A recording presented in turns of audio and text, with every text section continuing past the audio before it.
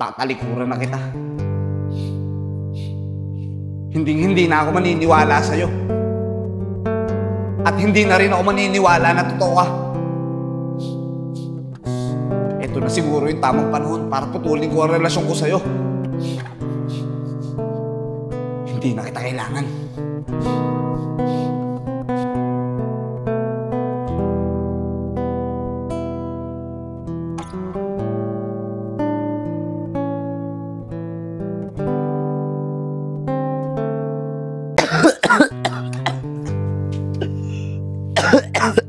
Grabe ang ubo mo, anak, ah. Oh, bumit nga muna ng gamot mo. Pagka 3 araw, di pa rin nawawala, papacheck up na kita, ha? Kung sumama ka na lang kaya sa akin para magsimba. Hindi na po, tay. Dito na lang po ako sa bahay. Yan ako, anak. Pagdating sa pagsisimba, lagi kang tinatamad, eh. Sige na, alis na ako. Pagdadasal ko na rin yung ubo mo. Sige po, tay. Ingat po kayo. Bumili ka ng gamot mo, ha? Opo.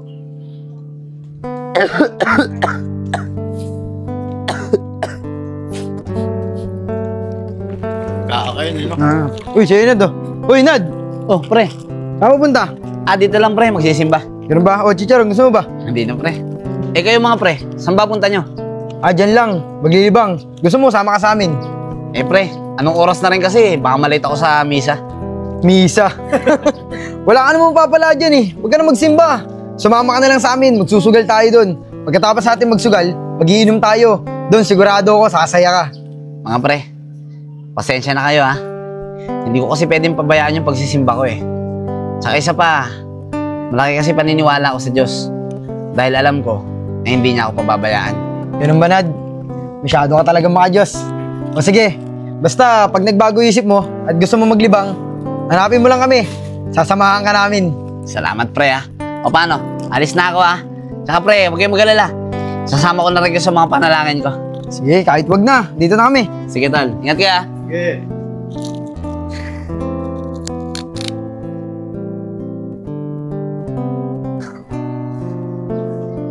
Nasaan kaya sila?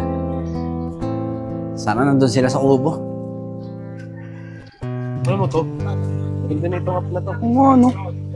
Oh, mga tol. Ba't dadalawa kayo? Asan si Joseph at si Kevin? Yung dalawa ba? Wala eh.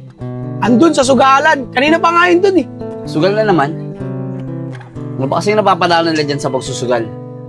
At saka dyan sa pag-iinom nila. Alam niyo ba? Kahapon, paalis ako papuntang simbahan. Kasalubong ko silang dalawa.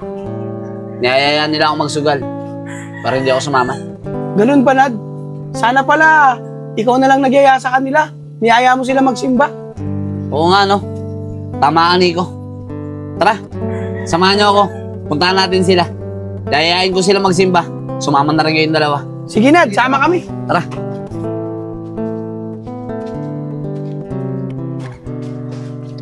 Kevin, talo na naman tayo. Wala na tayong perang pansugal.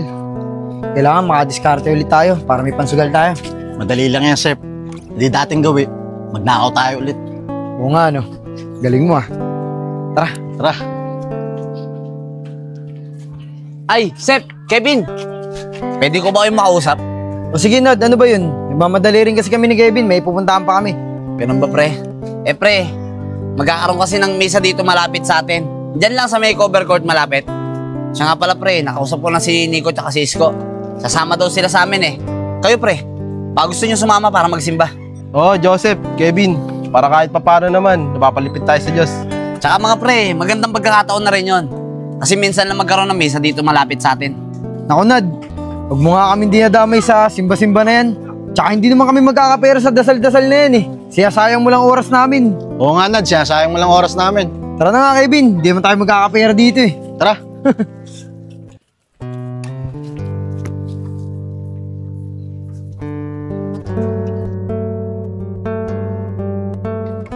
Nad, maraming salamat dahil sinama mo kami para magsimba. Gumaan yung pairamdam namin. Tsaka nabawas-bawas yung mga kasalanan namin. Wala yun, mga tol. Alam nyo, mga tol, noon pa man, palapit na ako sa Diyos.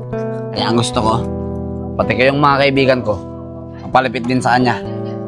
Dahil alam ko na siya lang makatulong sa atin at siya lang din ang makapagligtas sa atin sa mga problema pinagdadaanan natin. Nad, maraming salamat talaga. Wala yan mga tol. O paano? Tara na. Nagugutom na ako eh. Tara.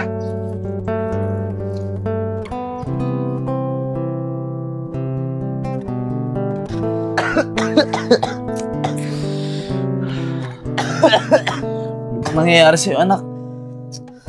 Napainom naman kita ng gamot sa tamang oras eh. Kataon pa na wala tayong pera.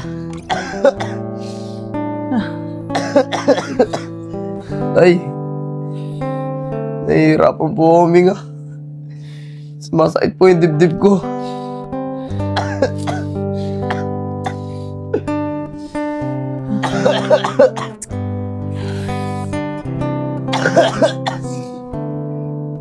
Diyos ko. Wala na po kayo maglalapitan ko, hindi kayo. Panginoon, alam ko na naririnig mo yung mga panalangin ko. Wala na po akong ibang malalapitan kundi kayo. Pagalingin niyo po sana ang anak ko. Diyos ko, tingin niyo po ang mga panalangin ko.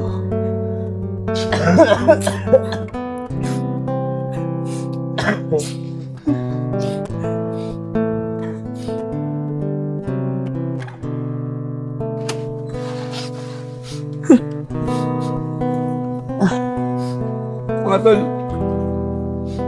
maraming salamat sa pakikiramay niyo sa pagkawala ng anak ko ha. Ano ko ba naman, Nad? Wala yun. Siya nga pala, Nad. Alam ko na lahat ng to, pagsubok lang para sa'yo. Kaya sana, huwag ka pa rin makakalimot sa Panginoon, ha? Alam mo, Nico, magalit na kayo kung magagalit kayo sa akin. Pero simula nung nawala sa akin ng anak ko, nawala na rin yung paniniwala ko sa Panginoon na yan. Kasi kung totoong may Panginoon, hindi niya hayaan na mawala sa akin na nag-iisang anak ko. Hindi naman ako nagkulang ng panalangin sa kanya. Pero bakit kinuha niya pa rin sa akin yung anak ko? Pasensya na kayo mga tol. Pero nawala na yung paniniwala ko sa Diyos na yan.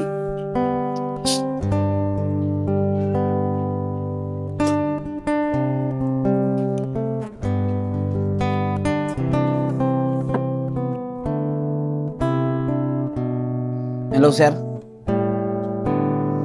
Sir, pasensya na po kayo. Kakalibing lang po kasi ng anak ko na itong mga nakaraang araw eh, kaya po hindi ako nakapasok. Sir, baka po pwedeng gawan pa ng paraan yan, sir. Sir, parang awan nyo na, sir. Wala po talaga akong pagkukunan ng pera eh. Kailangan ko po talaga ng trabaho. Sir.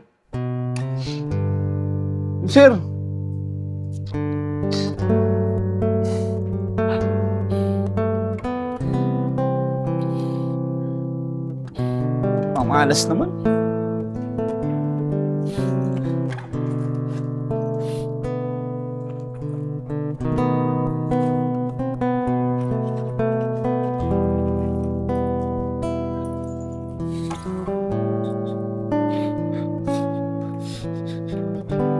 Pinabayaan mo ako. Hindi naman ako nagkulang sa'yo ah. Pero bakit ganyan ka? Nung una kinuha mo sa akin yung anak ko. Tapos ngayon pati trabaho ko. Ano ba talagang gusto mong mangyari sa buhay ko, ha? Totoo ka ba talaga? Kasi kung totoo ka, hindi mo hahayaan na mangyari sa akin lahat ng to. Simula ngayon, tatalikuran na kita. Hindi na ako maniniwala sa'yo. At hindi na rin ako maniniwala na totoo ka. Ito na siguro yung tamang panahon para putulin ko ang relasyon ko sa'yo. Hindi na kita kailangan.